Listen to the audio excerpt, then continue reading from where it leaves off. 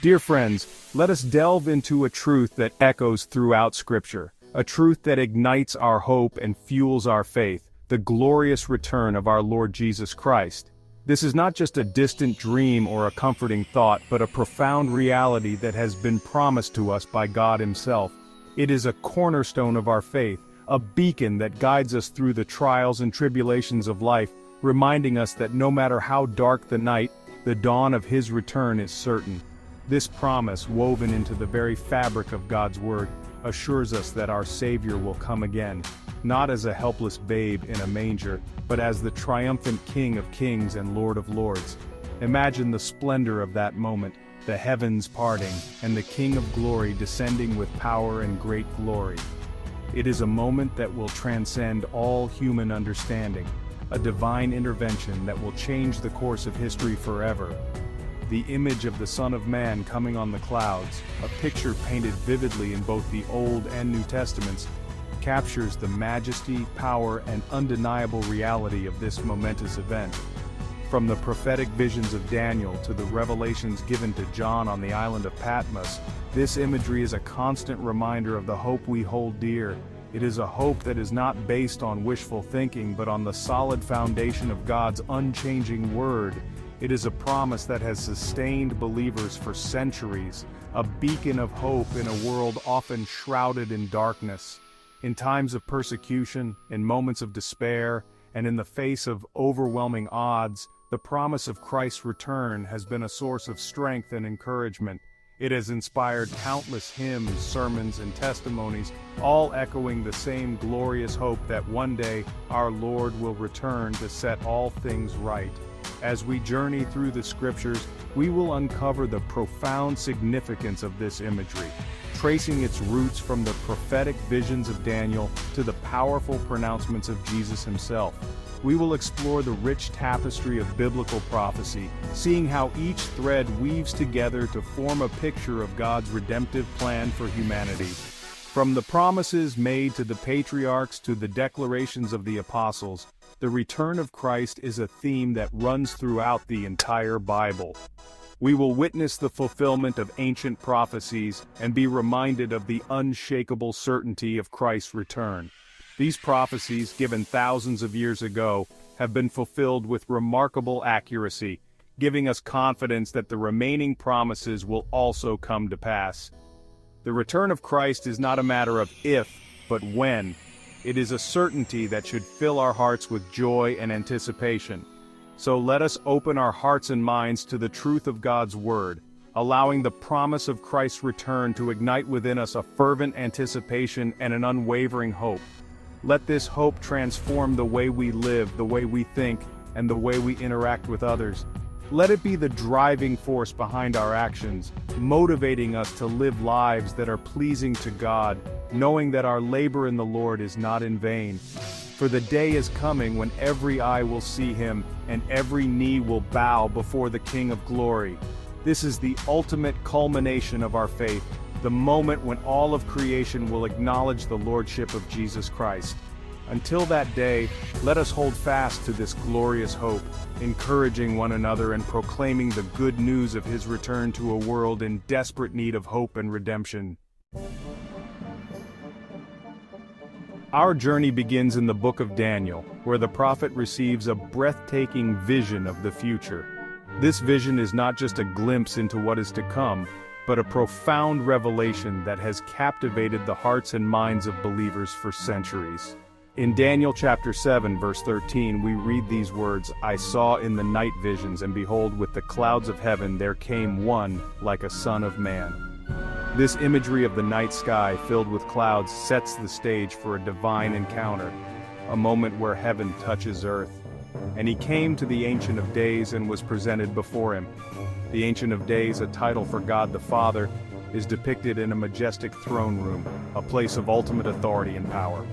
This Son of Man, a messianic figure of immense power and authority, is depicted as approaching the Ancient of Days, God the Father, and receiving from Him an everlasting dominion, a kingdom that will never end. This moment signifies the transfer of divine authority to the Son of Man, and receiving from Him an everlasting dominion, a kingdom that will never end. This kingdom is not bound by time or space, but is eternal, transcending all earthly realms and powers. The imagery of clouds conveys a sense of divine majesty and heavenly glory, signifying that this is no ordinary king, but one who comes with the very authority of God himself. The clouds serve as a divine chariot carrying the Son of Man from the heavenly realms to the earthly domain, but one who comes with the very authority of God himself. This authority is not just a symbol of power, but a testament to the divine mission and purpose of the Son of Man. The phrase Son of Man holds profound significance. It is a title that bridges the gap between humanity and divinity, encapsulating the dual nature of the Messiah. It points not only to the humanity of the coming Messiah but also to his divine identity. This duality is central to understanding the role and mission of the Son of Man. In the Old Testament, the term Son of Man often referred to a human being, emphasizing their frailty and mortality. This term was used to highlight the limitations and vulnerabilities of human existence. Yet, in Daniel's vision, the Son of Man possesses unparalleled power and authority, indicating his divine nature. This juxtaposition of human frailty and divine power creates a powerful image of the Messiah. This powerful image of the Son of Man coming on the clouds laid the foundation for future revelation, creating a sense of anticipation and longing for the day when God's chosen king would establish his eternal reign. This vision has inspired countless generations to look forward with hope and expectation, creating a sense of anticipation and longing for the day when God's chosen king would establish his eternal reign. This eternal reign is not just a future promise, but a present reality that believers are called to live out in their daily lives, embodying the values and principles of the kingdom of God. Centuries later, the words of Daniel's prophecy found their ultimate fulfillment in the person of Jesus Christ.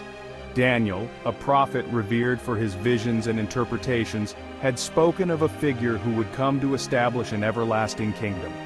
This prophecy, shrouded in mystery for generations, found its clarity in Jesus Christ.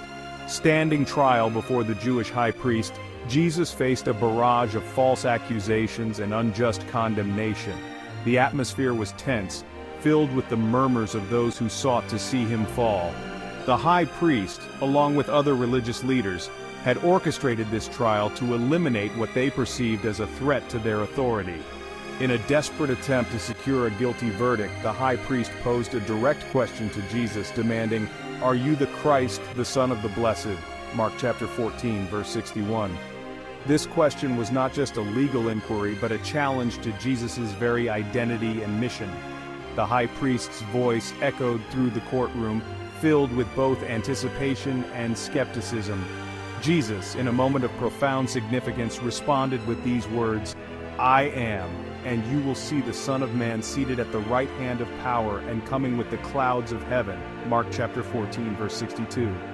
His response was not just an affirmation, but a declaration of his divine authority and future glory. It was a moment that transcended the immediate trial, pointing to a cosmic reality. With these words, Jesus boldly declared his true identity as the long-awaited Messiah, the Son of God, the very one Daniel had seen in his vision centuries earlier. This declaration was a pivotal moment in the narrative of salvation history, connecting the ancient prophecies with their fulfillment in Christ. His statement sent shock waves through the courtroom. The crowd, a mix of onlookers and accusers, reacted with a mixture of astonishment and outrage. The gravity of his words hung in the air, challenging the very foundations of their beliefs. The religious leaders, blinded by their own pride and prejudice, accused Jesus of blasphemy, failing to recognize the truth standing right before their eyes. Their hearts were hardened, and their minds closed to the possibility that Jesus was indeed who he claimed to be. They saw him as a threat to their power and traditions. Yet, in that moment of condemnation, Jesus pointed them, and us, to a future day when he would return, not as a helpless prisoner, but as the triumphant king. His words were a promise of hope and a reminder of the ultimate victory that awaited. This future return would be marked by justice, power, and the fulfillment of all that had been foretold. The vision of Jesus coming with the clouds of heaven was a powerful image of his sovereignty and the culmination of God's redemptive plan. Section 4. Jesus, the Son of Man. Jesus' use of the phrase, Son of Man, is particularly striking. He intentionally echoed the language of Daniel's prophecy, connecting himself to the long-awaited Messiah, the one who would come with the clouds of heaven. He was not merely claiming to be a prophet or a teacher, but the very Son of God, the rightful heir to all creation. His words were both a promise and a warning. For those who rejected him, his return would be a day of judgment, a time of reckoning for their unbelief. But for those who placed their faith in him, his return would be a day of unimaginable joy, the culmination of their hope and the fulfillment of God's eternal plan. Jesus' bold declaration before the high priest serves as a powerful reminder that our Savior is not a distant figure confined to the pages of history. He is the risen Lord, the reigning King, who is coming again to claim his own and establish his eternal kingdom. Section 5. Behold, he is coming. The book of Revelation, the final book of the Bible, offers a breathtaking glimpse into the future, unveiling the ultimate triumph of God's kingdom and the glorious return of Jesus Christ. In Revelation chapter 1 verse 7, the Apostle John, writing under the inspiration of the Holy Spirit, declares, "Behold, he is coming with the clouds, and every eye will see him, even those who pierced him, and all tribes of the earth will wail on account of him." Even so, amen, these words are a clarion call, a resounding affirmation that Jesus Christ is coming again. The certainty of his return is not left to speculation or doubt.